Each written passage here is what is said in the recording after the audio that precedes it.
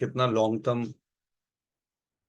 Term जाने वाला है इस बिजनेस के अंदर और कितना जल्दी ग्रोथ करने वाला है। Right, so I am very very excited and मैं जरूर चाहूंगा कि जितने भी लोग हैं अपना कैमरा ऑन करके, because this is a diamond class, we will not allow anybody even with off camera. आपके पास समय है तो रहिए, आपके पास समय नहीं है, आप कहीं बिजी हैं, तो बहुत बहुत धन्यवाद आपका। जब आपके पास समय हो तब आप अटेंड कीजिएगा, क्योंकि ये डायमंड क्लास है। यहाँ पे मैं उन लोगों के साथ बात करता हूँ जो डायमंड जानना चाहते हैं इस बिजनेस के अंदर। Right, so this is very very important.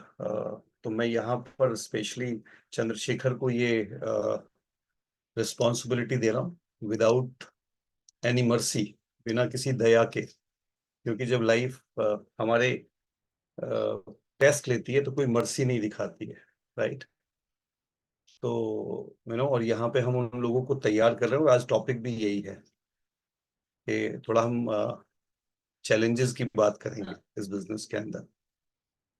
And इसीलिए चंद्रशेखर, आपकी रिस्पॉन्सिबिलिटी है, not even a single camera.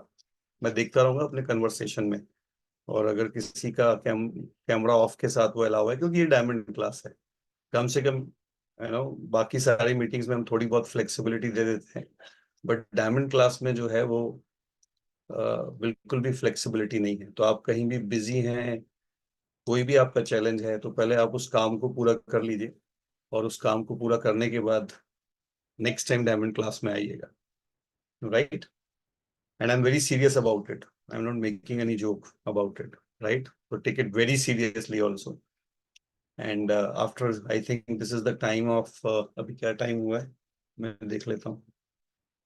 ये 21:32 मेरे फोन में, 9:32 है। 9:35 के बाद Chandrashekhar, don't ask anybody and remove, don't even put in a waiting room, waiting room में भी नहीं डालना है, सीधा जो है वो रिमूव करना है। चलिए दोस्तों, तो आई am very very happy and मैं जब भी डायमंड क्लास करता हूँ तो ये मेरा बहुत ही फेवरेट प्लेटफॉर्म है बात करने के लिए। और अभी कुछ समय पहले विजय वॉज टॉकिंग टू मी, विजय मुझसे बात कर रहा था, वन ऑफ माई वेरी की डिस्ट्रीब्यूटर के, सर आप अब अपनी स्टोरी में बहुत ज्यादा अपने चैलेंजेस की बात नहीं करते हैं, कि कि आप कभी ज्यादा बताते नहीं है कि आपको क्या चैलेंजेस आए। और तो मैंने उसको, काफी देर में सोचता रहा, कई बार ये क्वेश्चन लोगों ने मुझसे पूछा है, बट जब मैं बहुत सोचता हूँ तो मुझे लगता है कि फ्रॉम द बिगनिंग, अगर मैं कुछ कुछ लोगों से पूछता भी रहूंगा आज अपनी डायमंड क्लास में बात, what is the definition of life, life की डेफिनेशन क्या है, जीवन की डेफिनेशन क्या है, अगर कोई पूछे भाई लाइफ की डेफिनेशन क्या है, if anybody want to give the answer, कोई अगर आंसर करना चाह रहा है अपने हिसाब से, just one answer we will take, if anybody want to give any answer, बोल सकते हैं आप। लाइफ बराबर टाइम, वेरी गुड। ठीक है, रश्मि ने बताया कि लाइफ की डेफिनेशन है टाइम, एग्री, राइट। और अगर कोई और डेफिनेशन पूछी जाए, yes Sneha want to say something, yes yes. Life is a journey, Shikha ji ने बहुत अच्छा बोला, life is a journey, yes Sneha. Sir life has a purpose sir, तभी हम इस धरती पर आए हैं, तो कोई ना कोई पर्पस हमें पूरा करना है। लाइफ का पर्पस कुछ ना कुछ होना चाहिए, वेरी गुड। सो डेफिनेटली सब लोग जो हम एंजॉय कर सके, जीवन चलने का नाम, very good, everybody very close to me, मतलब सब लोग बहुत Chandrashekhar want to say something, yes चंद्र।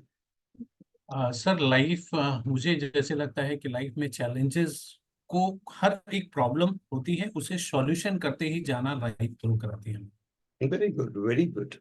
सो कहते हैं सीरीज ऑफ एक्सपीरियंसेस। अगर आप लाइफ को देखेंगे तो जब हम लाइफ को जर्नी भी कहते हैं तो कहते हैं कि सीरीज ऑफ एक्सपीरियंसेस, है ना। प्रवीण कह रहा है लाइफ इज स्ट्रगल, नहीं नहीं स्ट्रगल तो नहीं है। लाइफ में बहुत सारे अच्छे खुशी के पल आते हैं, बहुत सारे दुख के भी पल आते हैं, कितने लोग एग्री कर रहे हैं ना। तो it is a series of experiences, बहुत सारे आपको हर तरीके के एक्सपीरियंसेस आपको होते हैं इस जर्नी के अंदर।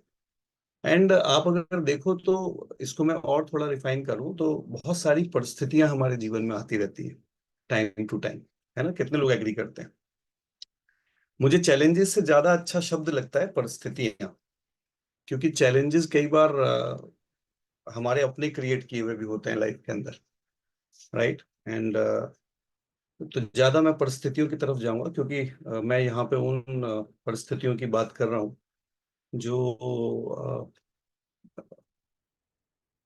प्रारब्धवश आती हैं, इफ यू अंडरस्टैंड दिस, है ना? जिन पे हमारा कंट्रोल नहीं होता। बहुत सारी ऐसी परिस्थितियां आती हैं जिनको हम ने इनवाइट नहीं किया, but it will come in our life, right? जैसे अगर कोई व्यक्ति आप देखें, मैं आज पढ़ रहा था, मैं अक्सर बताता भी रहता हूँ, एरिक का नाम सुना है ना आपने? कितने लोगों ने सुना है ना? एरिक विनमर। तो he is a blind man. एक जन्म से वो ब्लाइंड पर्सन थे, एंड उन्होंने एवरेस्ट के ऊपर चढ़े, वो यू कैन सर्च गूगल। तो जब आप देखते हैं हमारे आसपास में कोई व्यक्ति ऐसा होता है जो हैंडीकैप्ड पैदा हुआ, तो उसके जीवन में एक परिस्थिति आई, और मेरे ख्याल से कोई भी खुद इनवाइट नहीं करता उस परिस्थिति को। कितने लोग एग्री करते हैं? है ना? वो आती है, प्रारब्धवश आती है।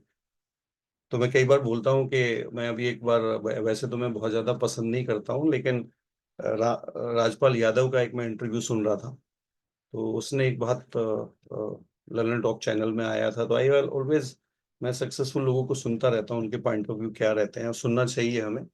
तो उनसे पूछा कि आपका उस समय बुरा समय चल रहा था, उसने जो जो सौरभ है, सौरभ द्विवेदी, उसने पूछा उससे क्वेश्चन कि अच्छा उस समय आपका बुरा समय चल रहा था? उसने कहा बस बुरा समय तो नहीं चल रहा था, बुरा समय तो बहुत अलग होता है। जब तक आप सुबह उठ रहे हैं, आपको साफ से नजर आ रहा है, आप अपने सारे काम कर पा रहे हैं, आपके हाथ पैर चल रहे हैं, आप सांस ले रहे हैं, तब तक बुरा समय नहीं है। बुरा समय तो तब होता है जब आप किसी को आईसीयू पे जाके देखें, ईश्वर ना करे, है ना? किसी को आप देखें कोमा में चला गया, किसी को देखें कोई ऐसा, ईश्वर ना करे, रोड एक्सीडेंट हो गया, उसका कोई बॉडी का पार्ट चला गया, कुछ कुछ ओपन हार्ट सर्जरी हो गई, बोले उसको बुरा समय कहते हैं। जब तक आप स्वस्थ हैं, सांस ले रहे हैं, आपके दोनों हाथ उठ रहे हैं, आपको अच्छे से दिखाई दे रहा है, आपको अच्छे से सुनाई दे रहा है, आपको भूख लग रही है, आप अपने सारे काम प्रॉपरली कर पा रहे हैं, तब तक तो बुरा समय नहीं है। तो बहुत सारी चीजें ऐसी होती हैं जीवन के अंदर, परिस्थितियां हमारे जीवन में आती रहती। तो मैं, जब विजय ने मुझसे पूछा, तो मैंने कहा, मैंने बहुत सोचा कि चैलेंजेस, तो मैंने कहा नहीं, चैलेंजेस तो पता नहीं, पर हमें बिजनेस करने में मजा बहुत आया, है ना? We really enjoy this journey. क्योंकि मुझे लगता है जब आप अपने पसंद का काम करते हैं ना, जो आपके पसंद का काम होता है, तो उसके दुख भी आपके होते हैं, उसके सुख भी आपके अपने होते हैं। जैसे when you get married with someone, आप किसी को प्यार करते हैं, आपकी मैरिज हो जाती है। कई बार मैरिज हो जाती है तब प्यार होता है, इंडिया में मैरिज होने के बाद ज्यादा प्यार होता है। और कई बार आप प्यार करते हैं, फिर मैरिज होती है आपकी, और उसमें आप देखते हैं तो उसके दुख भी आपके होते हैं और सुख भी आपके होते हैं। कितने लोग एग्री कर रहे हैं? उसकी अच्छी बातें भी आपकी होती हैं और उसकी बुरी बातें भी आपकी होती हैं। Then you having a compatibility, है ना? तब आपकी कंपेटेबिलिटी होती है। तो मुझे लगता है कि लाइफ भी इस तरीके की है। जब हमें कोई लाइफ मिली है, और उसके सुख भी जो है वो हमारे होते हैं, और उसके दुख भी हमारे होते हैं। तो जब आप अपनी लाइफ से प्यार करते हैं, जब आप अपने आप से प्यार करते हैं, तो you will enjoy this journey. तो मुझे तो बहुत एंजॉयमेंट आया। और जब मैं देखता हूँ, तो बचपन से ही हम सारे लोग जो है चैलेंजेस से रूबरू रहते हैं। कितने लोग एग्री करते हैं इस बात पे? बचपन से we face lot of challenges. बचपन से बहुत सारी परिस्थितियां आती हैं हमारे जीवन के अंदर। तो वो जो परिस्थितियां हैं हमारी, write it down, this is very important. क्योंकि some time you can not change your परिस्थितियां, you can not change your challenges, but वो आपके कंट्रोल में नहीं होती है, राइट? जैसे हम मैरिज की बात कर रहे थे, तो आपकी मैरिज हो गई किसी से, राइट? कई बार आपकी पसंद से हुई, कई बार आपने बाद में पसंद किया। तो एक परिस्थिति आ गई, मान लीजिए, जैसे वो कहते हैं, मेरी वाइफ शुरू में जो है, वाइस एंड वर्सा, हस्बैंड के लिए भी है और वाइफ के लिए भी है, कि भाई शुरू की फर्स्ट ईयर जो है वो चंद्रमुखी होती है, और सेकेंड ईयर फिर वो सूरजमुखी हो जाती है, और आफ्टर 5 years जो है वो ज्वालामुखी हो जाती है, right. And same with the husband also, कई बार हस्बैंड भी ऐसे होता है कि जो आपने सोचा वैसा नहीं निकला, बिल्कुल अलग निकला।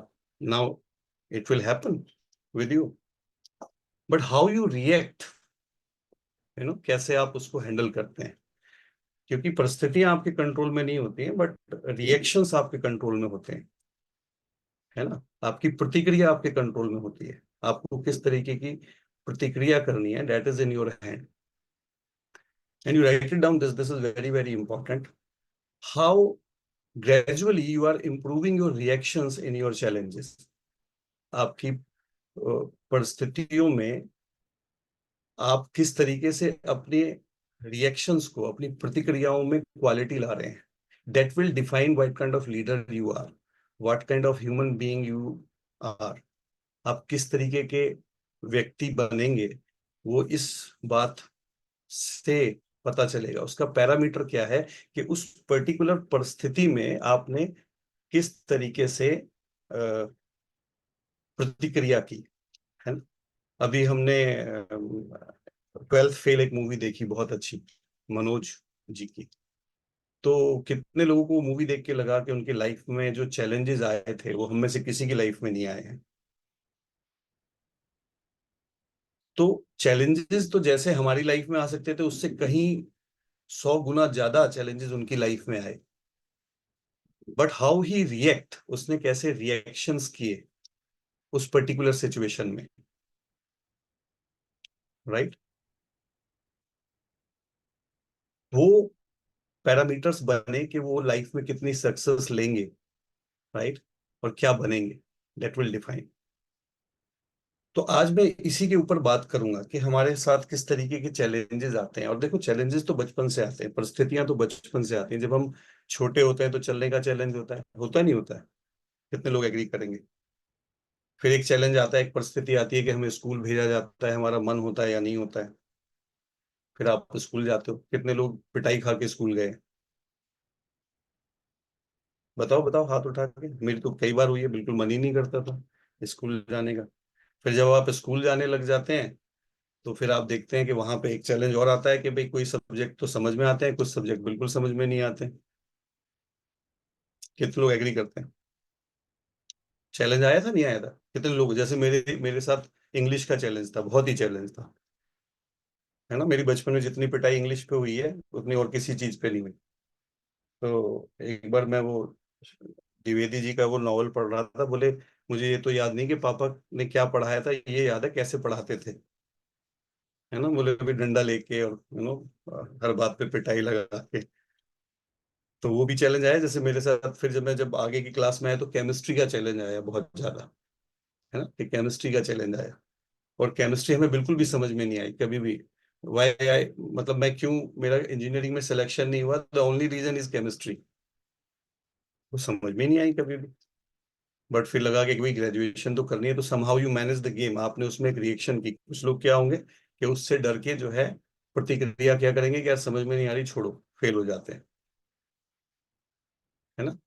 कुछ लोग वहां पे रिएक्शन करते हैं, नहीं स्कूल जाना ही है, जब सब इतने लोग समझा रहे हैं तो जाना ही है, जब इतने सारे लोग समझा रहे हैं तो पढ़ना ही है।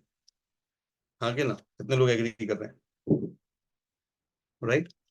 तो फिर आप क्या करते हो, कुछ लोग उसमें प्रतिक्रिया देते हैं कि वो अपने आप को डिसिप्लिन करते हैं, या कुछ लोग काम चलाऊ करते हैं, है ना। कुछ लोग, मैं हमेशा बोलता हूँ, 3 कैटेगरी के स्टूडेंट आते हैं। एक तो रामानुजन जैसे आते हैं कि जब वो एग्जाम देने जाते हैं तो पता चलता है कि 10 में से 5 क्वेश्चन करने हैं, है ना। वो लिख के 10 के 10 सॉल्व करके कहते हैं कोई भी 5 चेक कर लो, है ना। और कुछ ऐसे होते हैं कि वो 10 में से जो 5 है वही करके आते हैं, और उसमें से डाउट रहता है, पता नहीं 3 सही हुए होंगे या 2 हुए होंगे, हाँ कि ना। और कुछ ऐसे आते हैं जो कहते हैं भी मास्टर जी ने पूरी दुश्मनी निकाल ली, वही सारे क्वेश्चन लिखे जो मैं पढ़ के नहीं गया था। उनकी प्रतिक्रिया कैसी होती है? उनकी प्रतिक्रिया एग्जैक्टली ऐसी होती है ना। फिर आप थोड़े बड़े हो जाते हो तो फिर चैलेंजेस आते हैं नहीं आते हैं।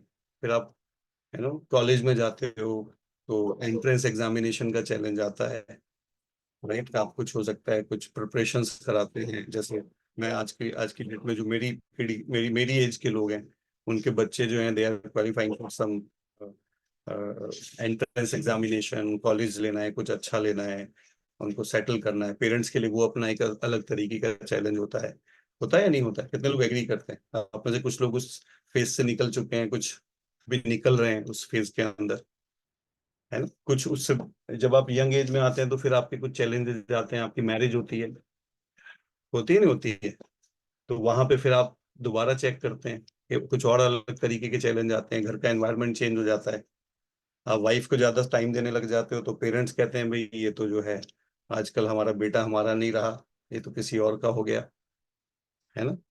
और यू नो वाइफ के कई बार अलग थॉट्स होते हैं आपके बारे में, and somehow you are managing the whole show, but some people give a very very good प्रतिक्रिया इन दीज सिचुएशंस, नो, वो बहुत अच्छे से हैंडल करते हैं सारी सारी चीजों को, और फिर उनकी जो जीवन गाड़ी है वो बहुत अच्छे से चलनी शुरू हो जाती है। They have very very good communication, उनका बहुत सारा कम्युनिकेशन होता है आपस में, right? They find out the solutions, problems तो आती हैं बट वो उनका सॉल्यूशंस ढूंढने में ज्यादा बिलीव करते हैं, बजाय उन प्रॉब्लम्स को ज्यादा डिस्कस करने के। कितने लोग एग्री करते हैं?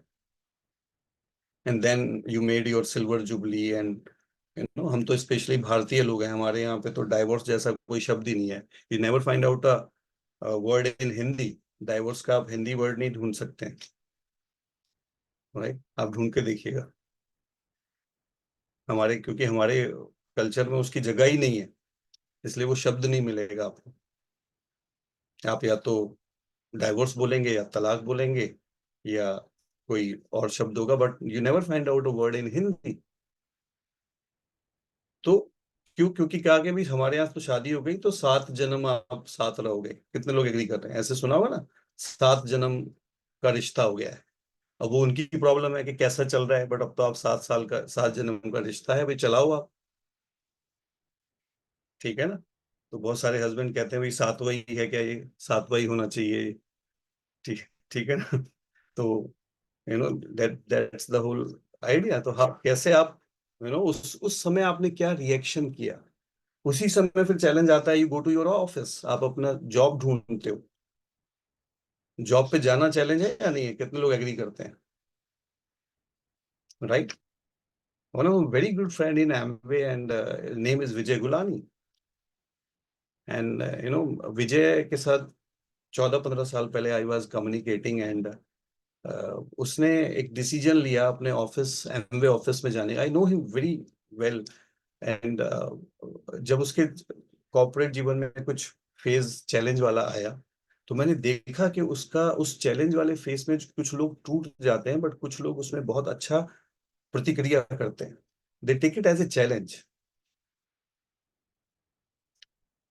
And he was talking to me कि उसने सबसे पहला चैलेंज ये लिया, क्योंकि उसके घर से गुड़गांव ऑफिस जाना, राइट, गुड़गांव ऑफिस जाना इज वेरी वेरी फार, तो वो ट्रैफिक से बचने के लिए बहुत जल्दी स्टार्ट करने लगे, सुबह 6:30 बजे 7 बजे, वेरी डिसिप्लिन, अपनी कंपनी को सर्व करने के लिए। That's why he is on a very very senior position, because हमने उनकी जर्नी देखी। ऐसे बहुत सारे लोगों की जर्नी आप देखते हैं अपने आसपास में। तो वही चैलेंजेस सबके लिए रहते हैं, बट उस जॉब में आप किस तरीके से डिसिप्लिन करते हैं, आपका मन करता है। अच्छा, कितने लोग हैं ईमानदारी से मुझे बताओ कि जिनका ऑफिस जाने का मन करता है एवरीडे?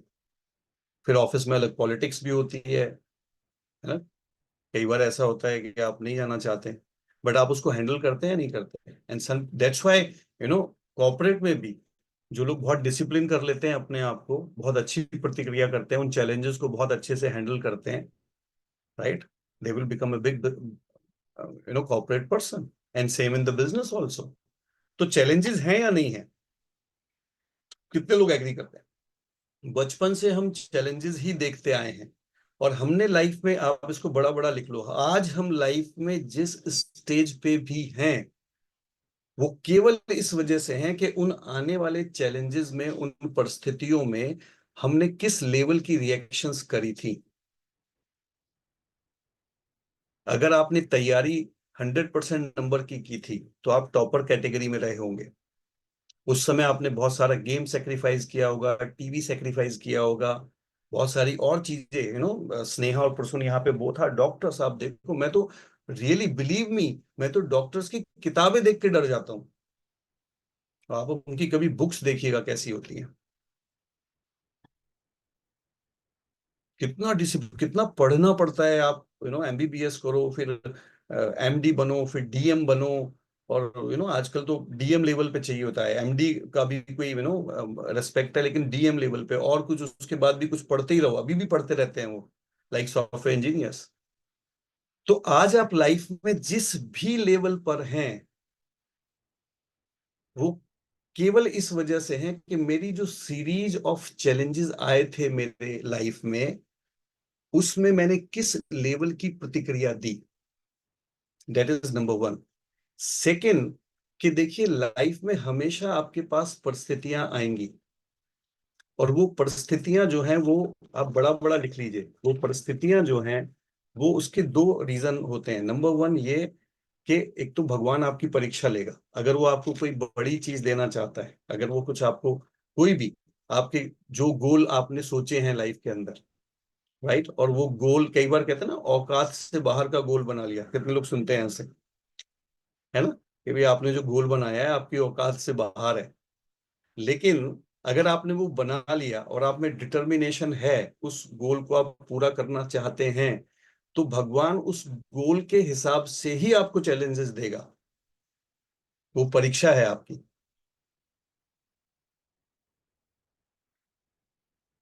और उसका केवल और केवल एक रीजन है, क्योंकि भगवान आपका एवोल्यूशन करना चाहता है, वो आपको एक बेहतर इंसान बनाना चाहता है। When I was very young in my graduation, I was talking to my father, और वो मुझे कॉन्सेप्ट बता रहे थे कि भाई आजकल आप देख रहे हैं ना, भगवान शनि की बहुत पूजा करते हैं सब लोग। पिछले आप 20-25 सालों में देखें तो शनि की बहुत पूजा होती है ना। जैसे एक आदमी गया ना भगवान के पास, जाके बोला जी वो मेरा शनि बहुत भारी चल रहा है। तो उसने कहा जी क्या करना चाहिए, उपाय बताइए। बोले भी कोई हाथी दान कर दो, कोई बड़ा काला जानवर दान करो। बोले जी क्या, बोले एक हाथी दान कर दो। बोले महाराज क्या बात करो, मैं तो बता रहा हूँ शनि भारी चल रहा है मेरा, आप कह रहे हो हाथी दान कर दो, इतने पैसे कहाँ हैं। तो बोले भी ऐसा करो काली गाय दान कर दो। बोले नहीं नहीं जी, इतना पैसे नहीं है, बहुत बिजनेस में बहुत नुकसान चल रहा है। आप ही तो बता रहे हो 7.5 चल रही है, 4 साल हो गए चलते हुए। तो बोले भी काली बकरी दान कर दो। बोले जी नहीं नहीं, बिल्कुल बहुत घाटा हुआ है, लाखों का घाटा हुआ है, कुछ और सस्ता बताओ। बोले भी तो कुछ काला फल दान कर दो, तरबूज कलिंगर दान कर दो। बोले जी नहीं, थोड़ा और कुछ सस्ता हो सकता है। तो बोले काली दाल दान कर दो, दाल कर दो, कोई 50-100 ग्राम दाल दान कर दो। बोले जी कुछ इससे सस्ता है। बोले भी एक बात बता, फिर तू शनि के आने से घबरा क्यों रहा है, वो इससे ज्यादा क्या बिगाड़ लेगा तेरा, जब तेरे पास कितनी काली दाल के भी पैसे नहीं है, तो फिर तेरे पास बिगाड़ने के लिए क्या है। तो मेरे फादर मुझे बोले कि जीवन में 2 बार 7.5 आती है आपकी लाइफ में। कभी भी आप अपनी लाइफ की जर्नी को देखेंगे तो आपको पता चलेगा ईश्वर ने प्लान ऐसे किया है।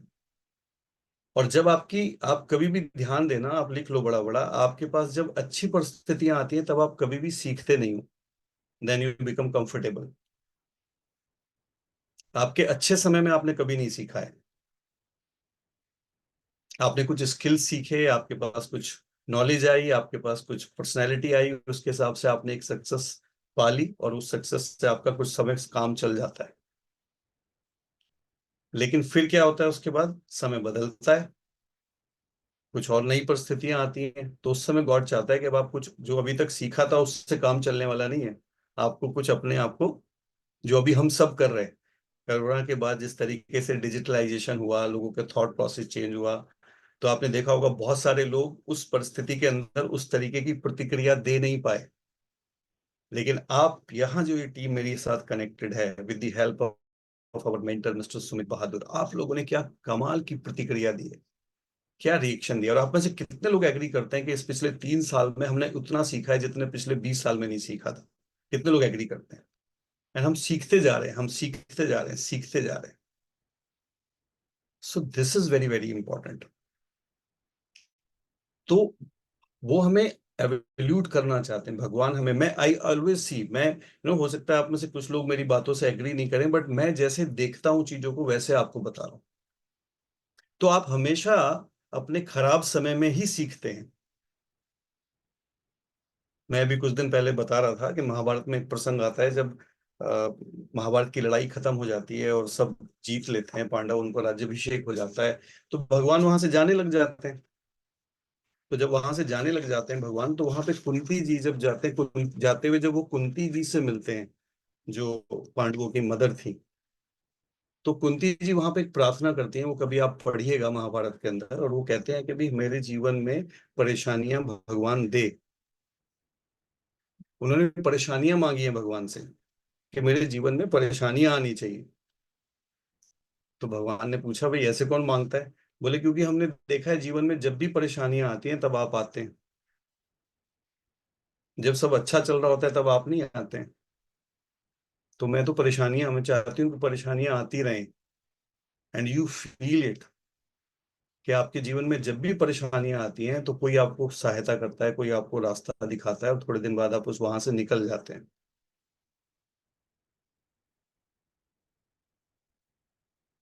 तो अच्छा लीडर वो होता है, बड़ा बड़ा लिखिए, जो अपने, जो तैयारी करता है, अपने आप को तैयार करता है। इस पूरे के पूरे एपिसोड में पिछले 4 साल में कितने लोगों को सुमित जी के ऊपर बिलीव बढ़ा है, राइट? मुझे ऐसा लगता है कि वो पिछले 20 साल से तैयारी कर रहे थे इन 4 सालों की, जहां पे एक सेल्फलेस होके उनको सर्व करना था हिंदुस्तान की पूरी लीडरशिप को।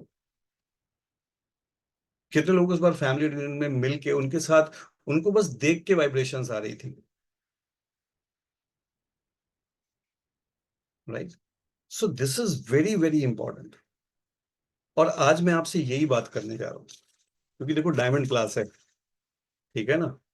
चंद्रशेखर, कैमरा मेरे ख्याल से कोई भी ऑन ऑफ नहीं होना चाहिए, है तो फिर तेरी डांट लगेगी।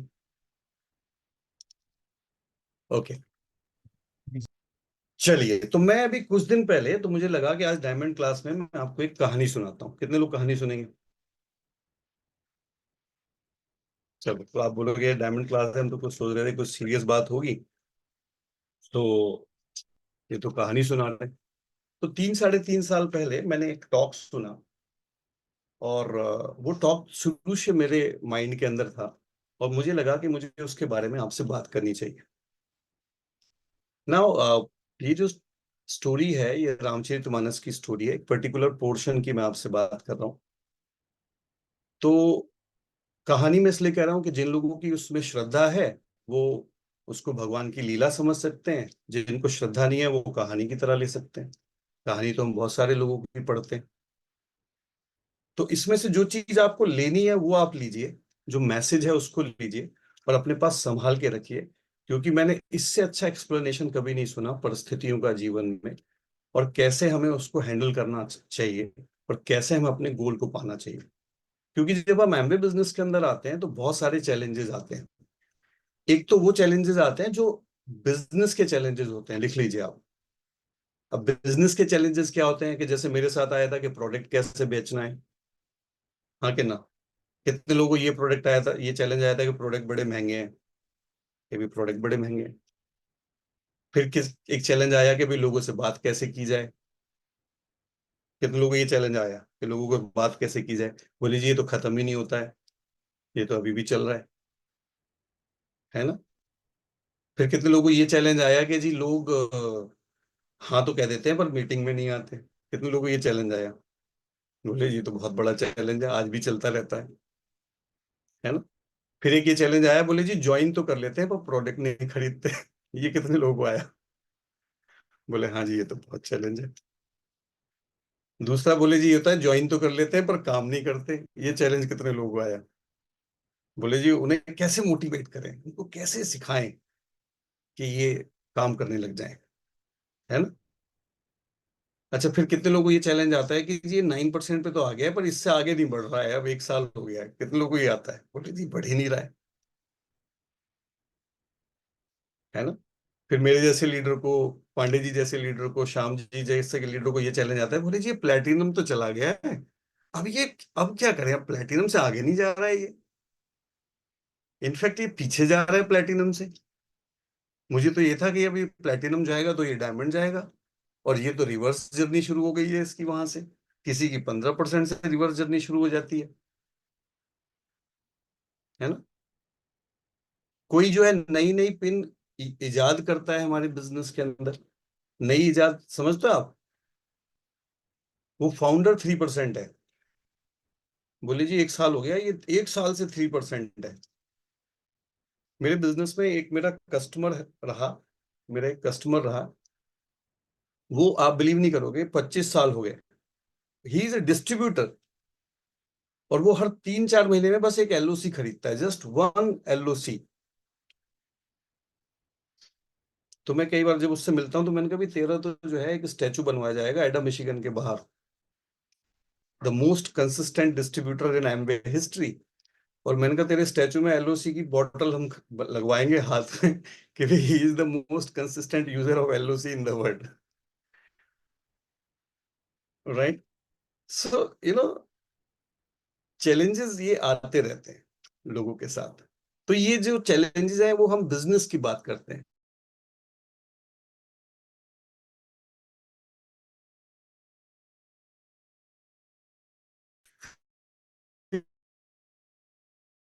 एक चैलेंजेस आते हैं जब आप बिजनेस को लोग हमारे आते हैं उनकी लाइफ, हाँ ना, राइट। फिर ऐसे होते हैं जो आपके लाइफ के चैलेंजेस आते रहते हैं पैरेलली। आपकी कभी जॉब में कोई चैलेंज आ गया, आपकी कोई पर्सनल लाइफ में कोई चैलेंज आ गया, राइट। पैरेलली आते हैं, नहीं आते हैं? कितने लोग एग्री कर रहे हैं? बट अगर आप बहुत डीपली कहीं पे एनालाइज करेंगे तो टेक्निकल चैलेंजेस लोगों को इतना परेशान नहीं करते हैं जितने जब उनकी पर्सनल जो लाइफ की जो ग्रोथ हो रही है उसमें जो चैलेंजेस आते हैं, जब वो उसको ठीक से हैंडल नहीं कर पाते हैं। जैसे मैं अपने बिजनेस में हमेशा कहता हूँ कि फाइनेंशियल चैलेंजेस आ गए, कई बार वो हमारे खुद के जानबूझ के क्रिएट किए हुए होते हैं, है ना। जैसे अपलाइन ने आपको सिखाया हमारे बिजनेस के अंदर कि भाई 10,000 रुपए से ज्यादा का खर्चा, अगर आप सीरियस हो गए हो इस बिजनेस के अंदर, तो 10,000 से ज्यादा का कोई भी खर्चा अपलाइन से पूछे बिना मत करो, हाँ के ना। And sometime you mess up with your money. जैसे अपलाइन ने सिखाया कैश एंड कैरी बिजनेस करो, तो वो डिस्ट्रीब्यूटर के पीवी अपने पैसे से डाल दिए, राइट। तो that is with the wrong habits, वो रॉन्ग हैबिट्स की वजह से वो चैलेंजेस आपके आ रहे हैं। क्लियर हो रहा है ना? समझ में आ रही है बात? कितने लोगों को आ रही है, राइट। तो वो एक आपकी पर्सनैलिटी चैलेंजेस हैं आपके आउटसाइड द बिजनेस।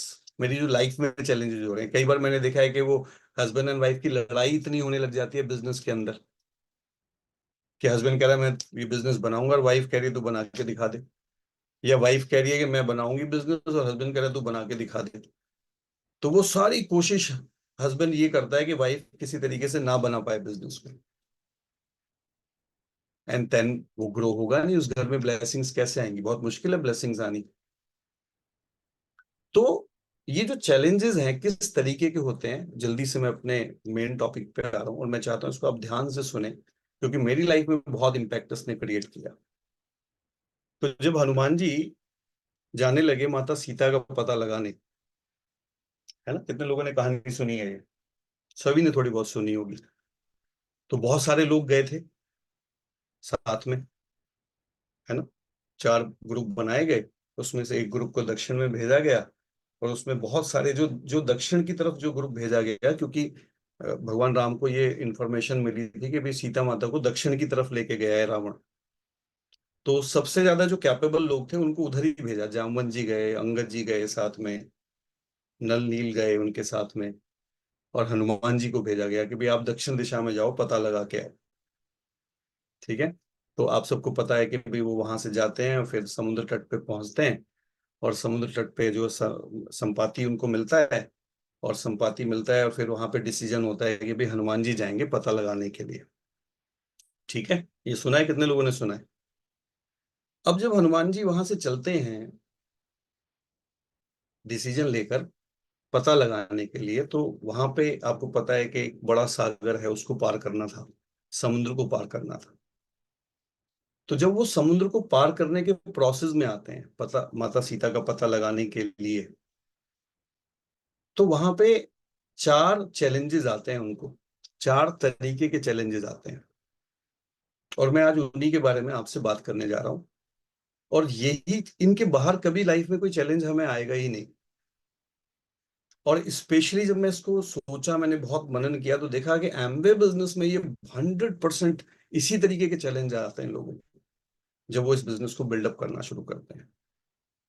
शुरुआत में यहां से करता हूं कि सबसे पहली बात है, मुश्किल काम करने के लिए आपके पास दो चीजें होनी चाहिए, जो मैं पिछली बार भी बात कर रहा था और अभी भी बात कर रहा हूं, कि एक तो बल होना चाहिए और एक बुद्धि होनी चाहिए। आपके पास क्या होना चाहिए? बल और बुद्धि। तो you have to prepare yourself, right. अगर आप कोई भी जीवन में बड़ा काम करना चाहते हैं तो आपको दो चीजों को ठीक करना पड़ेगा। एक तो आपको अपने शरीर का ध्यान रखना पड़ेगा। काफी लोग इस बिजनेस में इसलिए अच्छा काम नहीं कर पाते क्योंकि वो अपनी सेहत का ध्यान नहीं रखते हैं। क्योंकि मैं हमेशा बोलता हूँ, एमवे बिजनेस करना है तो आपको पार्ट टाइम में करना है, फैमिली रिस्पॉन्सिबिलिटीज भी हैं, सारी चीजें भी हैं आपकी, आपको एक्स्ट्रा 2-3 घंटे काम करना पड़ेगा। तो आप अगर हेल्दी नहीं होंगे, और स्पेशली आजकल के सिनेरियो में नहीं, मैं शुरू से कहता आया हूँ, you have to be healthy. और दूसरा क्या करना पड़ेगा श्रद्धा? बुद्धि ठीक करनी पड़ेगी, बुद्धि स्किल्स बढ़ाना पड़ेगा। सारा का सारा उस डिटेल में मैं नहीं जा रहा हूं। तो अगर आप इस बिजनेस में डायमंड जाना चाह रहे हैं तो आपको दो चीजों पे काम करिए, वो बहुत इंपॉर्टेंट है। अपनी सेहत का ध्यान रखिए ताकि आप एक्स्ट्रा काम कर सकें, एक्स्ट्रा बर्डन हैंडल कर सकें। हमारे यहाँ कहते हैं एक स्वस्थ शरीर में ही स्वस्थ दिमाग रहता है। तो आपको स्ट्रेटेजी बनानी है, ठीक है ना। अगर स्ट्रेटेजी बनानी है, ठीक से सोचना है आपको, तो बुद्धि ठीक होनी चाहिए ना। तो बुद्धि के साथ शब्द लिख लो, सद्बुद्धि। बुद्धि तो बहुत सारे लोगों में होती है, लेकिन जब आप भगवान से प्रार्थना करो तो बुद्धि नहीं मांगो, क्या मांगो? सद्बुद्धि। सद्बुद्धि मांगनी है, बुद्धि नहीं मांगनी, ठीक है।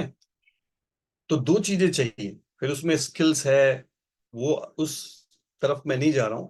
लेकिन अगर भगवान आपको ये देखेंगे कि इस व्यक्ति पे सद्बुद्धि भी है और इसके पास बल भी है, तो फिर वो आपको अपना काम करने के लिए चूज करेंगे कि भाई 6 लेग यही चला सकता है, 6 लेगों को हैंडल यही कर सकता है, इसे दो ये काम। अब आपके अंदर आपकी बुद्धि तो है 15% की टीम को हैंडल करने की, आपका स्किल तो है 15% की टीम को हैंडल करने का, लेकिन आप सोच रहे हो कि आप डायमंड चले जाओगे। It is not going to happen. आपकी सेल्फ इमेज तो है 15% की, आपका डिसिप्लिन तो है 15% का, आपका पीपल स्किल्स तो है 9% का, है ना। तो सद्बुद्धि बढ़ानी पड़ेगी, स्किल बढ़ाना पड़ेगा। क्लियर हो रहा है? कितने लोगों को समझ में आ रहा है? तब भगवान आपको चूज करेंगे। अब देखो, जब वो चले, अब ध्यान से समझना, राइट। मैं कोशिश करूंगा कि जल्दी से कवर कर लूं। तो सबसे पहली जो प्रॉब्लम आई वहां पर, जब वो समुद्र को पार करने गए, तो आप में से बहुत सारे लोग पढ़ते भी होंगे। तो पहली प्रॉब्लम क्या थी? मिथिलेश तो जरूर बता देगा। मिथिलेश, क्या थी पहली प्रॉब्लम जब समुद्र को पार करने लगे? अनम्यूट करो। अनम्यूट करो। जी भैया। पहली प्रॉब्लम क्या थी?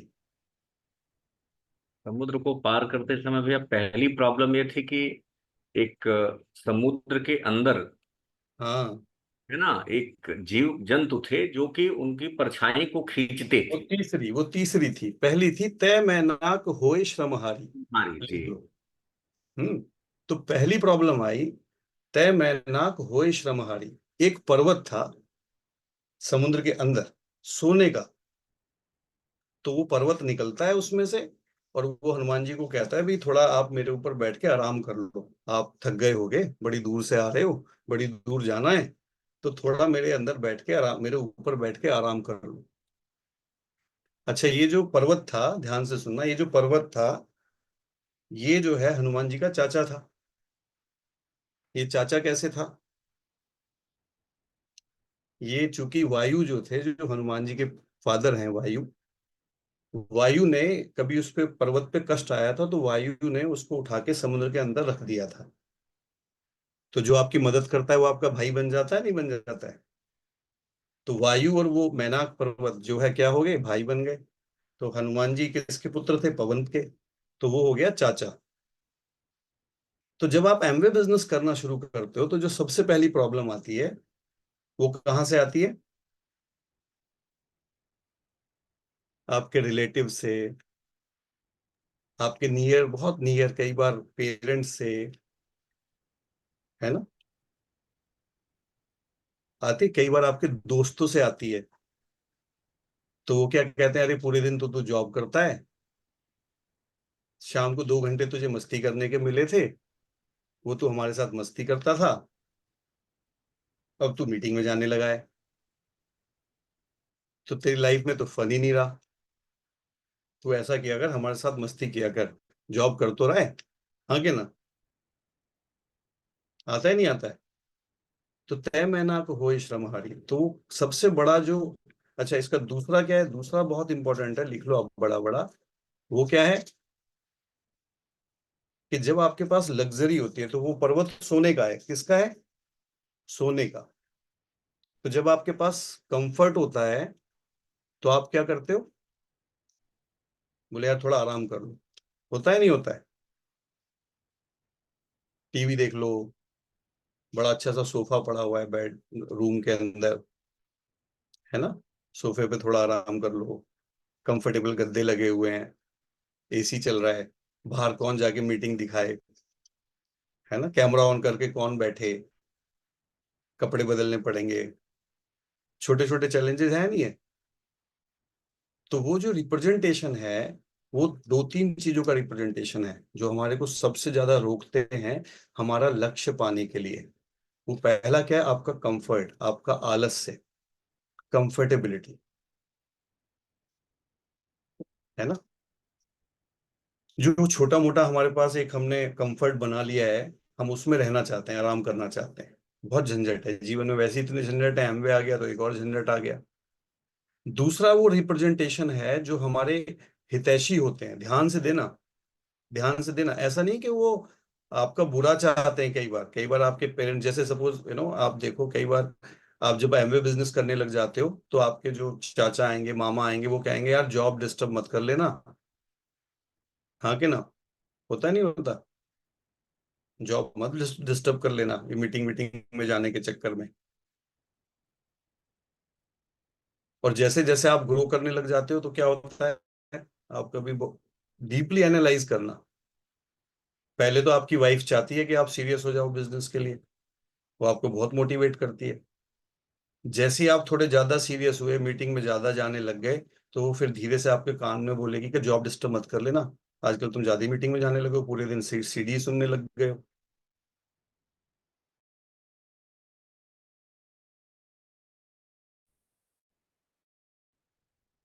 कि भाई मैं जॉब की तरफ आगे बढ़ूं या बिजनेस की तरफ आगे बढ़ूं। Very very important. होता है नहीं होता? कितने लोग एग्री कर रहे हैं? और उससे क्या होता है, आपके अंदर द्वंद, वो रिलेटिव आके कान में धीरे से बोल देगा, है ना, अरे यार मैं तो बहुत सारे एमबे वालों को जानता हूँ, अरे उसने किया था 15 साल बाद छोड़ दिया, 10 साल बाद छोड़ दिया। उतनी सक्सेस नहीं मिलती है, हर किसी को उतनी सक्सेस नहीं मिलती है और ना ही मिलनी चाहिए।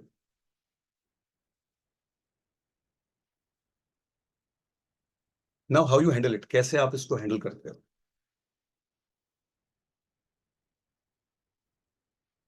राइट।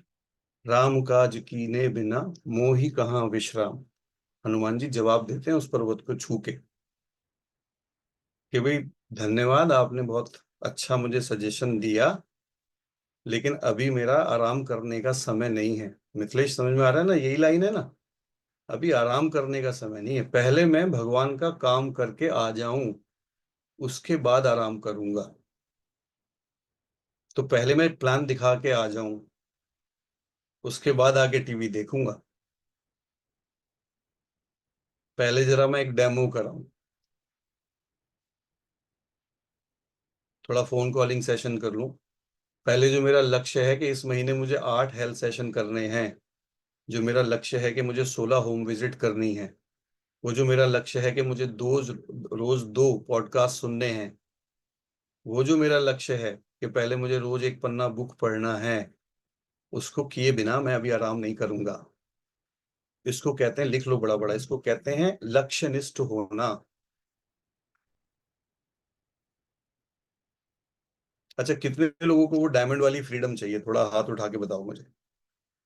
अब लाइफस्टाइल तो चाहिए डायमंड वाला, लेकिन जहां किसी रिश्तेदार ने देखा या अपने के आके कहा कि यार देख लो कि कभी ये भी हाथ में ना रहे और वो भी हाथ में ना रहे, लगे हम डरने।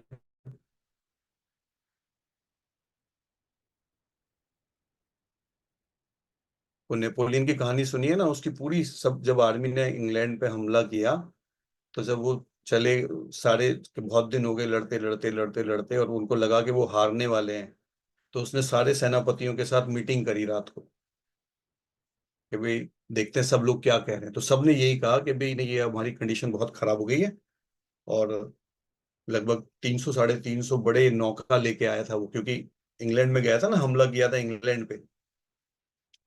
तो उसने कहा भाई ठीक है, एग्री, चलो कल फिर वापस चलते हैं। तो रात को उठा और सारी की सारी नावों में आग लगा दी अपने हाथ से। तभी वो नेपोलियन बोनापार्ट है।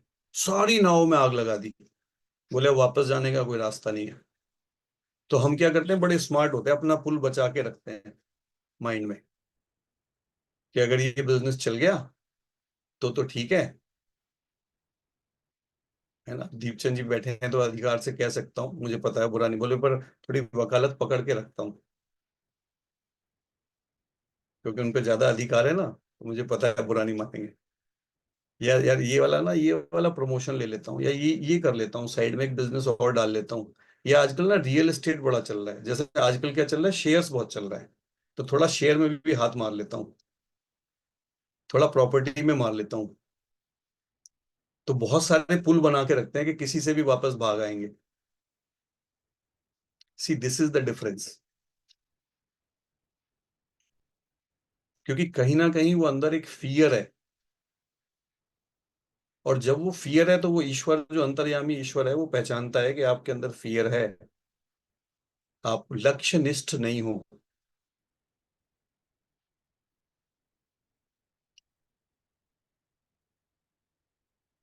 तो फिर वो आपको देगा नहीं। लेकिन आप देखो, बड़ी खूबसूरत बात है अच्छे लीडर की। अविराज जी ध्यान देना, उन्होंने कहा कि भाई पर्वत को छू के देखो।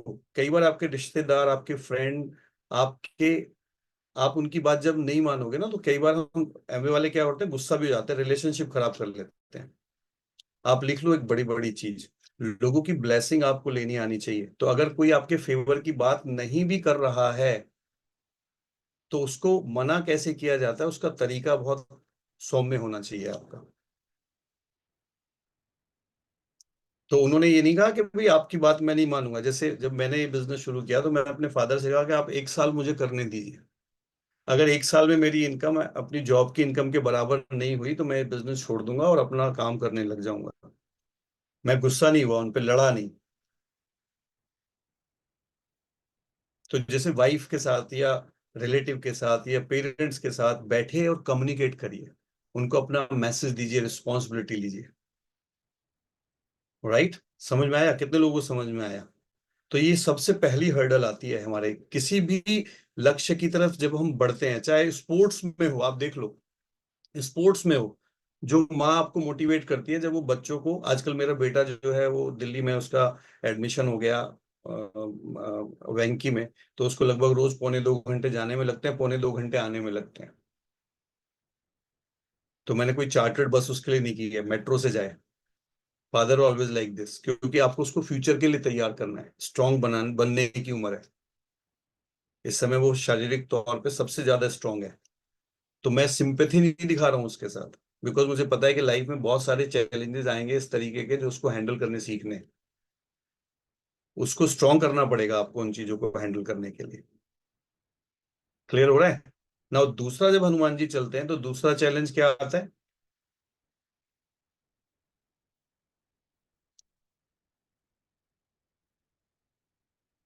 सुरसा नाम अहिन के माता। तो एक राक्षसी रहती है जिसका नाम है सुरसा।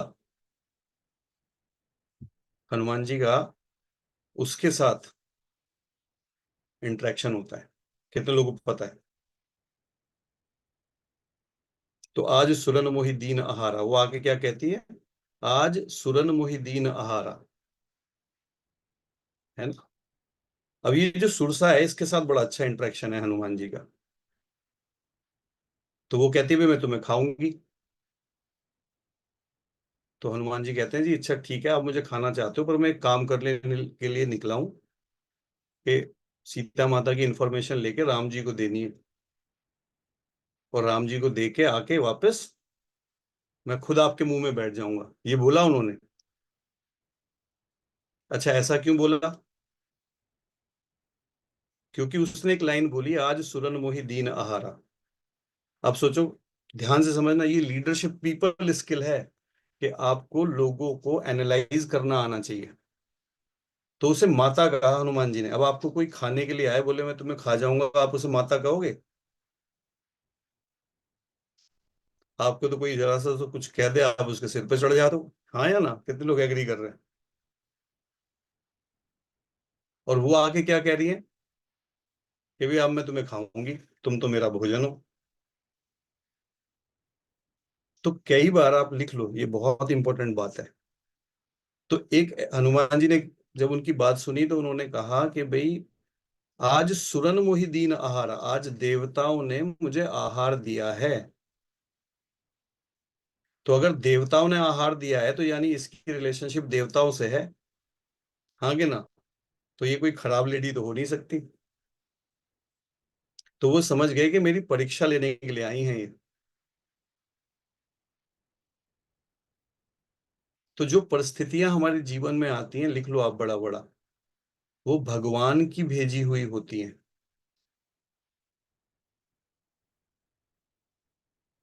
किसी और की भेजी नहीं होती। थोड़ा और बड़ा बड़ा लिख लो, जो भी जीवन में परिस्थितियां आती हैं वो हमारे ही कर्मों की वजह से आती हैं। कितने लोग सुना है ये बात? ठीक है। तो ये बड़ा इंपॉर्टेंट है। अब आप देखो बड़ा अच्छा इंटरेक्शन है इस, जब भगवान, जब वो मानती नहीं है तो हनुमान जी कहते हैं कि भैया आप मुझे खा लो, फिर ग्रस से न मोहि, खा लो आप। तो वो जब अपना मुंह खोलती हैं तो हनुमान जी अपने आप को और डबल कर लेते हैं। कितने लोगों ने सुना है ना? जैसे ही वो 8 योजन की होती है तो वो 16 योजन के हो जाते हैं, वो 16 की होती है तो हनुमान जी 32 के हो जाते हैं, हाँ कि ना? अब यहाँ पे दो तीन बातें हैं बहुत इंपॉर्टेंट। जब आप ये बिजनेस करने के लिए जाते हो तो आपके सामने इसी तरीके के चैलेंजेस आते हैं, है ना? तो पहला चैलेंज क्या है कि जो चैलेंज है आपको अपने आप को उससे बड़ा करना आना चाहिए। आपकी टीम नहीं बन रही है, आपके साथ ज्वाइनिंग नहीं हो रही है, आपसे कोई प्रोडक्ट नहीं ले रहा है, आप अपना ट्रांसफॉर्मेशन नहीं कर पा रहे हैं, वेट नहीं कम कर पा रहे हैं। तो इसका मतलब क्या है कि आपके सामने एक परिस्थिति आई। अब दो तरीके के लोग होंगे, एक तो वो होंगे जो अपने आप को बड़ा नहीं कर सकते उस परिस्थिति से। तो उसमें क्या होगा, अगर हनुमान जी अपने आप को बड़ा नहीं करते तो सुरसा खा लेती उनको या नहीं खा लेती? खा जाती ना। वो क्यों नहीं खा पाई? क्योंकि उन्होंने अपने आप को बड़ा कर लिया। जितना चैलेंज था उससे डबल हो जाते थे वो हर बार। तो अगर मेरी ज्वाइनिंग नहीं हो रही है तो मैं क्या करूंगा?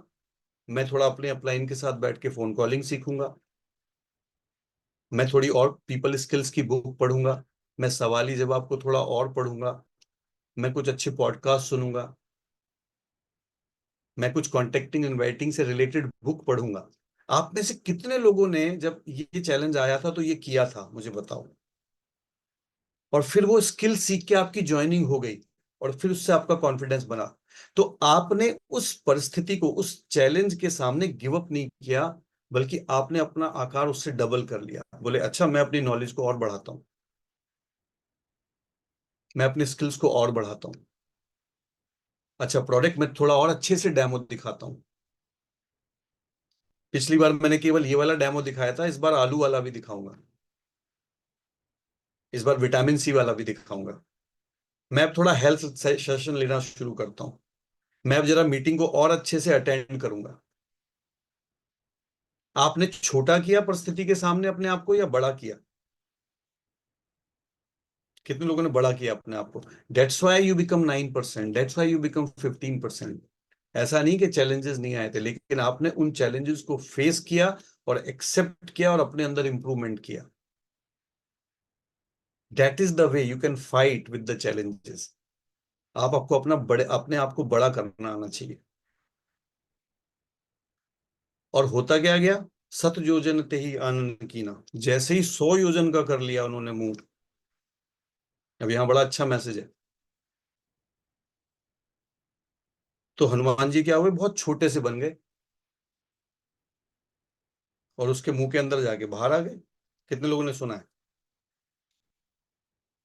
तो एक बहुत बड़ी खूबी होती है लीडर के अंदर। वो दूसरी चीज क्या है जो सीखने वाली, दूसरी चीज क्या है सीखने वाली? वो दूसरी चीज है सीखने वाली कि आपको कब बड़ा होना है ये भी आपको पता होना चाहिए, और कब आपको छोटा बनना है ये भी आपको पता होना चाहिए। अच्छा, कितने लोगों को पता है जब हनुमान जी इतने बड़े हो सकते थे तो 7 योजन से फिर वो 200 योजन कर लेते, अपने आप को कर लेते या नहीं कर लेते? लेकिन उन्हें लगा कि यार मेरा गोल तो सीता जी के साथ, सीता जी का पता लगा के आना है, सुरसा को हराना थोड़ी है। लक्ष्य निष्ठ होना, उनको अपना लक्ष्य याद आया कि ये तो बेकार का झंझट शुरू हो गया। अब हमारे जीवन में कई बार क्या होता है, जब आप एमवे बिजनेस बिल्डअप करना शुरू करते हैं तो क्या देखते हैं कि यार जॉब में जो है, जो मेरा कंपटीटर था उसकी तो सैलरी बढ़ गई बड़ी, मेरी तो नहीं बढ़ी, है ना? तो आपने क्या किया भाई, अपनी जॉब चेंज कर ली। क्लियर है? बात समझ में आ रही है? आपने क्या किया कि आप उस, वो जो मुंह बड़ा हो रहा था उसके चक्कर में जो लक्ष्य था आपका डायमंड जाना, जिसको लेके आप बहुत पैशनेट थे, उसको तो भूल गए। और जिस जगह पे आप कंपटीशन में आए थे उस चीज ने वो 100% आपको उलझा लेगी अपने साथ, वो छोड़ेगी नहीं आपको। इसीलिए वो राक्षसी है।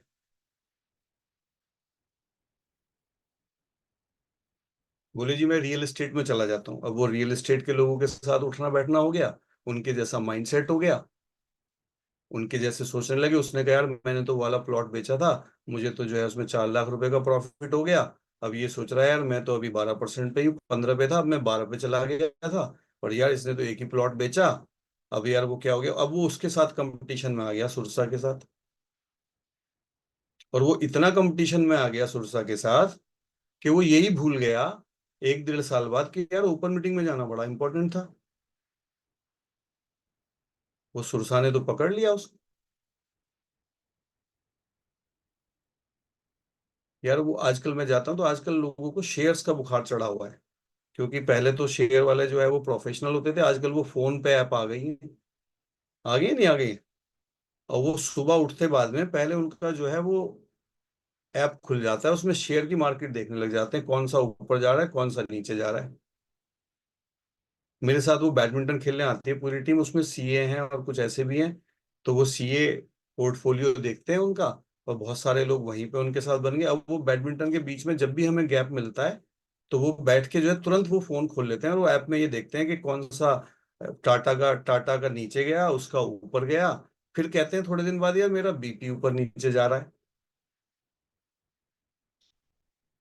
मेरी हार्ट बीट, मुझे एंजाइटी हो जाती है।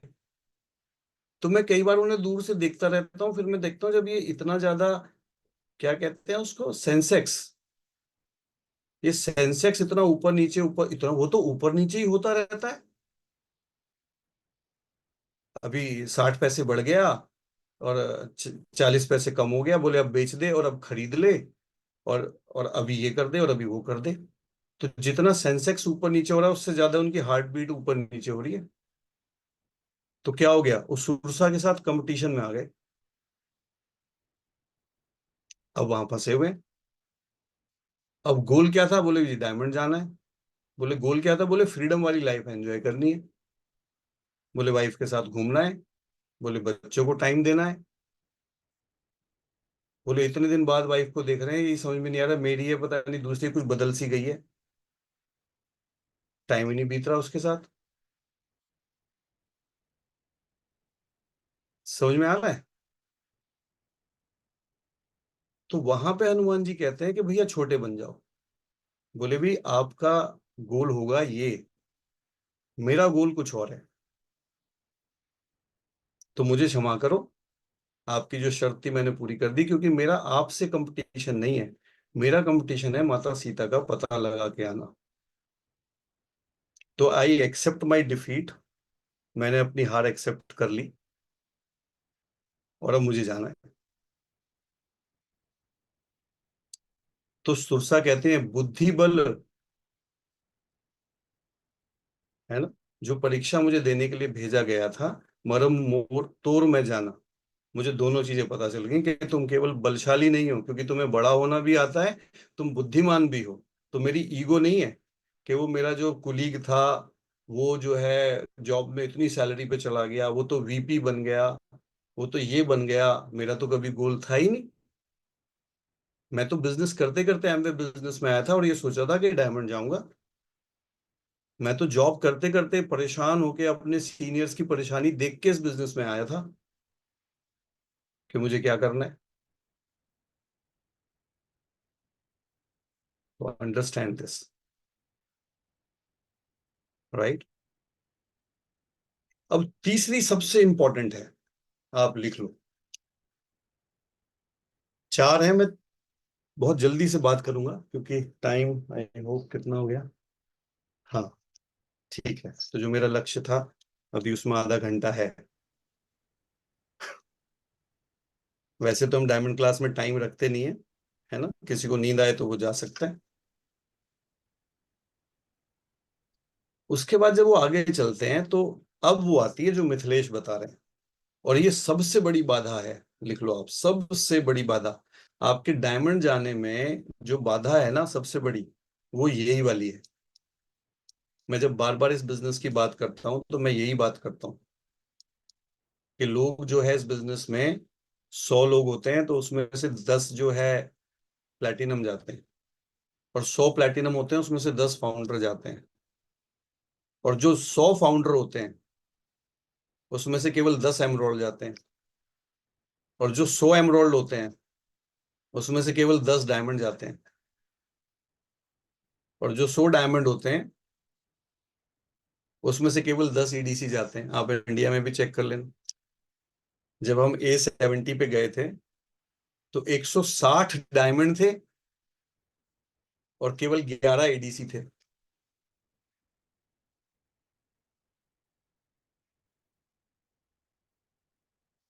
तो जब वहां से हनुमान, ध्यान से सुनना ये बड़ी इंपॉर्टेंट है, तो आगे एक राक्षसी मिलती है जिसका नाम है सिंहनी। अब ये जो सिंहनी है ये क्या करती है, हाँ जितेंद्र तिवारी लिखते जा रहे हैं, तो ये क्या करती है कि ये समुद्र के अंदर रहती है, ध्यान रखना, लेकिन ये समुद्र के जीवों को नहीं खाती है। ये क्या करती है, आसमान में जो उड़ने वाले जो लोग हैं उनकी परछाई को पकड़ती है पानी के ऊपर और उन्हें खाती है, फिर उनकी गति रुक जाती है। जब उनकी गति रुक गई तो वो गिर जाते हैं पानी के अंदर और फिर उन्हें खाती है। तो जैसे ही इसने हनुमान जी को पकड़ा, हनुमान जी ने इसे तुरंत मार दिया, उसके साथ कोई कंपटीशन नहीं किया, उसको गदा मारी और उसका वध कर दिया, खत्म कर दिया। इतनी सी लाइन है, बस इतनी सी कहानी है इसकी।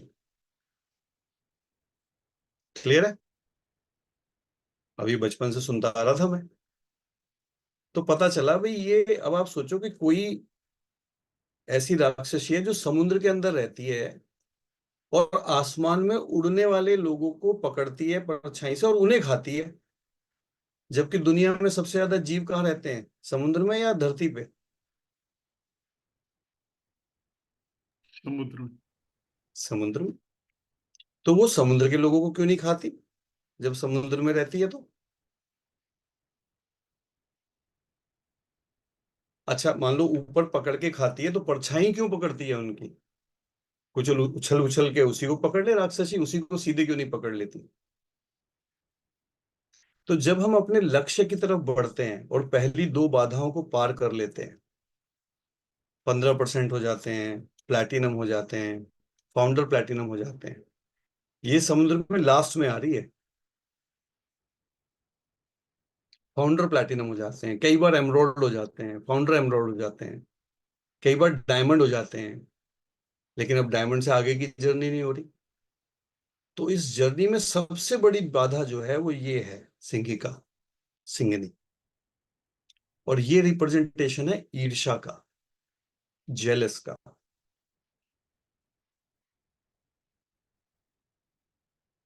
आप कभी भी देखना कि हम ईर्ष्या या जो हमें जलन होती है वो कभी भी अपने लेवल के आदमी से नहीं होती है, कभी भी नहीं होती। इसलिए वो समुद्र में रहने वाले लोगों को नहीं खाती है। जब भी हम ईर्ष्या करते हैं अपने से ऊंचे आदमी से करते हैं, कभी भी देख लेना आप, किसी ने आपसे ज्यादा पैसे बना लिए सपोज, है ना, जो आदमी मान लो किसी का धन बुद्धि है तो वो अपने से ज्यादा बुद्धिमान से ईर्ष्या करेगा, करेगा नहीं करेगा? अब जैसे कोई आइंस्टीन के बारे में बात करेगा तो बोलेगा हाँ यार बुद्धिमान तो बहुत था पर 3-3 शादी हुई थी उसकी, हाँ कि ना? अरे ये पैसे तो बहुत कमाता है पर तुम्हें पता नहीं है ये क्या करता है, मेरे साथ बैठो मैं तुम्हें बताता हूँ क्या करता है ये। तो कभी भी हम अपने लेवल वाले आदमी के साथ ईर्ष्या नहीं करते। हम हमेशा क्या करते हैं, अपने से जो ऊंची लेवल का आदमी होगा हमेशा हम उसके साथ ईर्ष्या करेंगे। अब ध्यान से समझना है इसमें। अच्छा, जब हम ईर्ष्या करते हैं तो क्या करते हैं, बड़ा बड़ा लिख लो। जब भी हम किसी के साथ ईर्ष्या करेंगे तो हम उसकी परछाई को पकड़ेंगे। परछाई मतलब उसका काला हिस्सा, काला हिस्सा मतलब उसकी कमजोरी। हमारा ध्यान कहाँ जाएगा, उसकी कमजोरी पे, कि यार वैसे तो मेरा अपलाइन बहुत अच्छा है लेकिन ये स्मार्ट बहुत बनता है।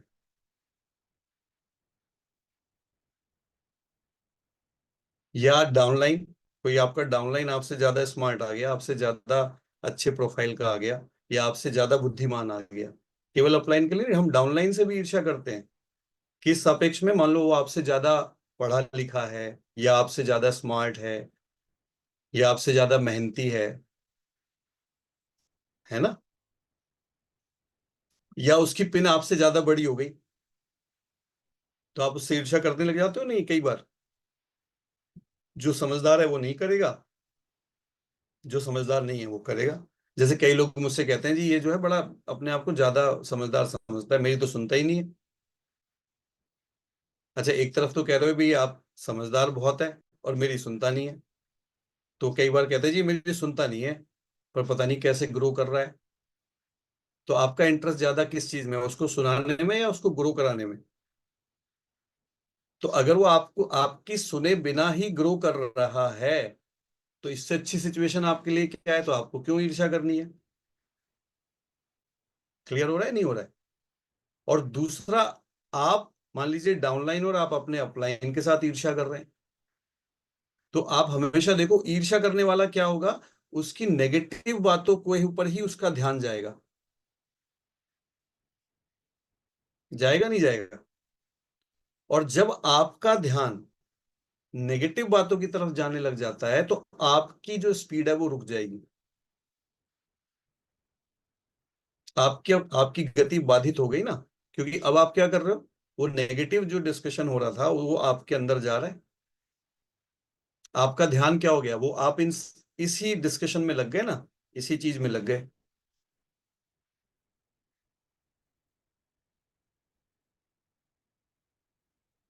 चाहे वो आपके ऑफिस में है, चाहे आपके बिजनेस में है, तो आपको क्या करना है, क्योंकि आपका गोल, इससे बचने का तरीका क्या है, लिख लो आप बड़ा बड़ा।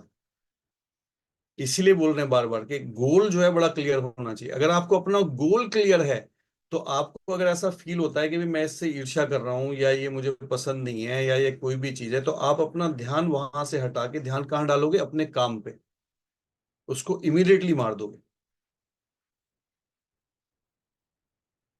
और मैं आपको बता देता हूँ, मतलब मेरे को 26 साल हो गए इस बिजनेस के अंदर, जहां पे भी आपकी इस बिजनेस के अंदर ग्रोथ रुकती है उस ग्रोथ के रुकने का केवल और केवल एक ही रीजन होता है इस बिजनेस के अंदर, कि कहीं ना कहीं ये ईर्ष्या भाव हमारे अंदर आ जाता है।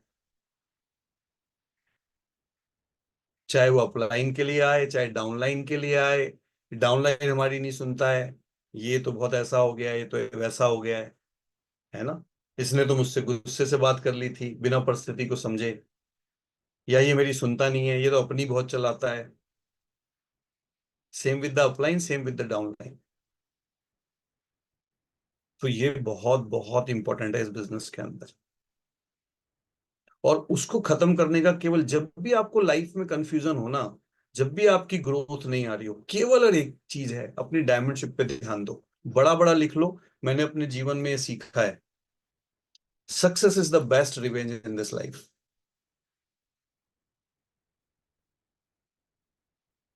है ना, सक्सेसफुल होके दिखाना है। तो उस समय आपका अपने गोल के प्रति समर्पण बन जाना चाहिए। आप इस बिजनेस में किसी के साथ कंपटीशन करने नहीं आए थे, आप इस बिजनेस में डायमंड जाने के लिए आए थे।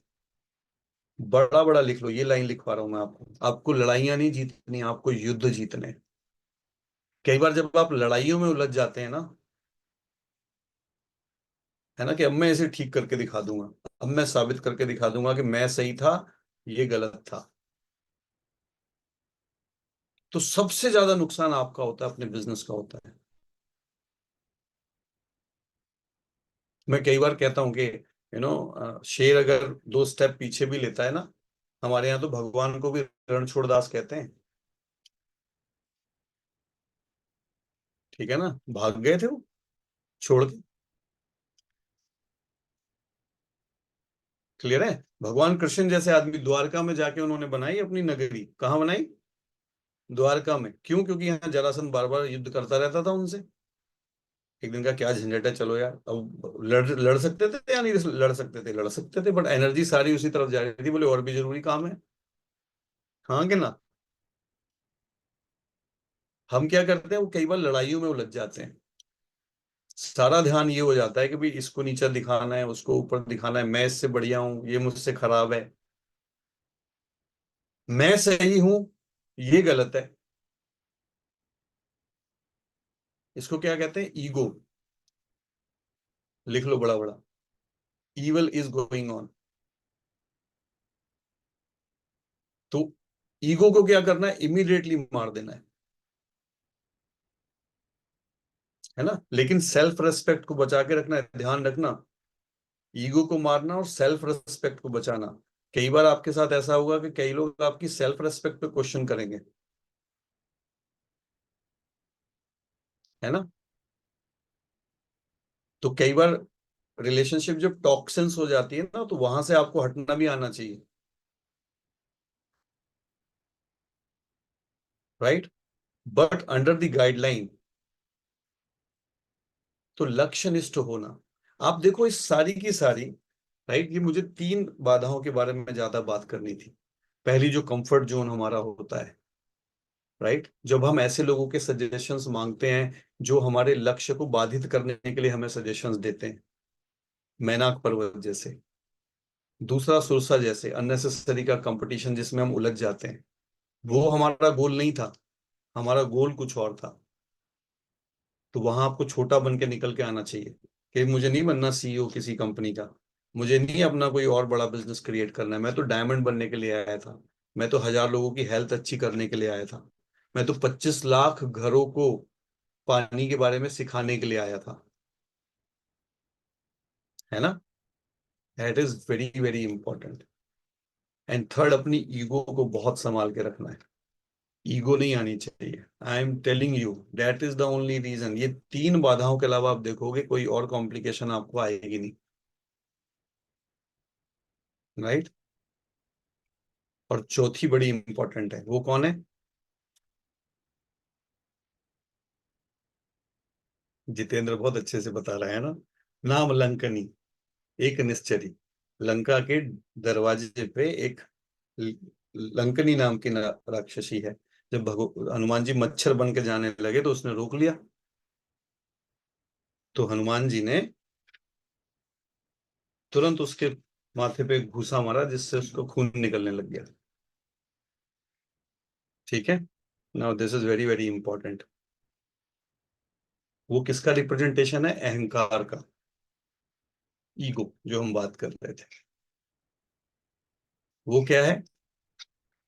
सोने की लंका की रखवाली करती है। अहंकार जो है वो हमारे बहुत सारे जो मिथ्या चीजें हैं ना, उसकी रक्षा करता रहता है। और वहां पे आपको कौन चाहिए? हनुमान जैसा व्यक्ति, लिख लो बड़ा बड़ा, गुरु चाहिए कोई, जो आपको चोट कर सके अहंकार पे, और वो बता सके कि भाई ये सही है और ये गलत है। क्लियर है? कभी डिटेल में बात करेंगे उसके बारे में, तो थोड़ा और हायर लेवल की बात है। क्लियर है? तो आप देखो इस बिजनेस में यही चैलेंजेस आते हैं। जब आपके पास मैनाक पर्वत जैसा चैलेंज आए, तो आपको कंफर्ट जोन से बाहर नहीं, मैं प्लान दिखाए बिना आराम नहीं करूंगा। जो मैंने इस महीने का गोल लिया है अपना, मेरा नया साल शुरू हुआ है। कई लोगों ने सितंबर शुरू किया, लेकिन सितंबर भी वैसे ही गया जैसा अगस्त गया था। क्यों? क्योंकि हैबिट नहीं चेंज करी। एमवे ने तो बहुत सारे चेंज कर लिए अपने अंदर, लेकिन आपने क्या चेंज किया? एमवे ने तो एसएसआई ले दिया, लेकिन मैं तो अभी भी 100 पीवी कर रहा था। अब मैं और स्मार्ट हो गया, मैंने एक और ज्वाइनिंग डाल दी अपनी नई, और मैं उससे अपने 100 पीवी करने लगा। मैंने ये नहीं सोचा कि मैं पहले 100 कर रहा था तो एक और नई ज्वाइनिंग डाल के अब मैं 200 पर्सनल पीवी करूंगा। मैंने वो चेंज नहीं किया। एमवे से तो बहुत हमारी बात हो रही थी कि बीएफआई का बोनस बहुत अच्छा है, लेकिन मैंने सितंबर में कितने प्लान दिखाए? मैं तो देख अभी भी रहा था, कोई ना कोई सीरीज देख रहा था नेटफ्लिक्स पे, या मैं तो अभी भी रील देख रहा था, है ना? राइट। मेरा डेडिकेशन तो अभी भी जॉब में है, मेरा डेडिकेशन तो अभी भी, मैं वो सुरसा के साथ कंपटीशन कर रहा हूँ जो मुझे मेरे लक्ष्य से भटका रही है ना? और मेरा 15% का बिजनेस है, लेकिन मेरी ईगो जो है वो प्लैटिनम की है ना? या मेरा तो केवल प्लैटिनम का बिजनेस है और मेरी ईगो जो है वो डायमंड लेवल की है। तो मैं आपको सजेशन करूंगा कि उसे थोड़े दिन फ्रिज में संभाल के रख लो और डायमंड चले जाओ। फिर फ्रिज में से निकालना और पिन की जगह उसे लगा लेना और खूब घूमना, कोई टेंशन नहीं है। फिर कसम खा लेना कि भाई अब जो है अपलाइन से बात नहीं करूंगा जिंदगी भर, अब तो मैं डायमंड चला गया हूँ, अब मुझे जरूरत नहीं है, अब तो मैं इसका मुंह भी नहीं देखूंगा। But achieve your diamond ship first, because आप इस बिजनेस में डायमंड जाने के लिए आए थे। Right? That is the most important gift जो आप अपने आप को दे सकते हो। और उस लक्ष्य को साधने के लिए लक्ष्यनिष्ठ बनो। राइट? अपने बल को बढ़ाओ, अपनी बुद्धि को बढ़ाओ, अपने स्किल्स को बढ़ाओ, और अपने सबमिशन को बढ़ाओ। ये 4 बातें लिख लो आप। बहुत सारा लव करो लोगों को, बहुत सारी केयर करो उनको। राइट? खूब सारी मेहनत करो, and just go diamond. I am telling you, if you become a founder enroll in this business, there is no competition. हमें जिस तरीके के संस्कार मिलते हैं, हमें जिस तरीके का एसोसिएशन मिलता है, you go the outer world. जिन लोगों, मेरे साथ बहुत सारे लोग हैं जिनके हस्बैंड बहुत अच्छे कॉर्पोरेट लेवल पर हैं, और उनकी वाइफ का डर देखा करो आप घर के अंदर, वो कितनी डरी हुई रहती है, क्योंकि जो कल्चर है ना वहां का, बाहर का, that is horrible. Right? Question यही है कि 1 लाख रुपए कमा के राम के साथ रहना है, या 1 करोड़ कमा के रावण के साथ रहना है? Choice is yours. राइट? तो मुझे बहुत मजा आया। आई होप मैं कुछ, थोड़ा कुछ मैसेज दे पाया हूँगा आप लोगों को। राइट? जो मैं कुछ देना चाहता था। तो इन बाधाओं को लगातार आती रहेंगी, बट आपके अंदर कैपेबिलिटी है, because God made you special. अगर आप अभी भी इस समय मेरे साथ यहाँ 107 लोग हैं, तो ये मैं प्रॉमिस कर सकता हूँ कि मन में कहीं ना कहीं एक फील है कि मुझे इस बिजनेस से अपनी लाइफ को बेहतर करना है, and journey start from here. October is there, right? And मुझे बहुत मजा आया, and with that I will close my session here today. Over sir to. Thank you, thank you. क्या क्लैपिंग करने के लिए बोलना पड़ेगा? ओहो, क्या बात है सर। सभी लोग अनम्यूट कर सकते हैं, अनम्यूट करने का पावर सबको दे दिए। Saurabh, Saurabh thank you sir. और सर, आज का सेशन मैं बता सकता हूँ कि सबको अनम्यूट करने का पावर दिए। सब लोग एक बार क्लैपिंग पहले दिल खोल के कीजिए। थोड़ा क्लैपिंग ऐसे करते हैं हम लोग। जनार्दन जी क्या क्लैपिंग। कर रहे हैं आप? क्लैपिंग कर रही है आवाज? मिथिलेश जी आवाज पूरी sir. गाजियाबाद Thank you, तक sir. पहुंची है। Thank you so much, sir. Thank you sir. बिल्कुल बिल्कुल सर, आज का सेशन तो कमाल ही हो गया। विद ऑल रिस्पेक्ट, इतना कोई भी कथावाचक शायद इतनी बढ़िया व्याख्या सर, मेरे पास वर्ड्स नहीं है, मेरे पास वर्ड्स नहीं है।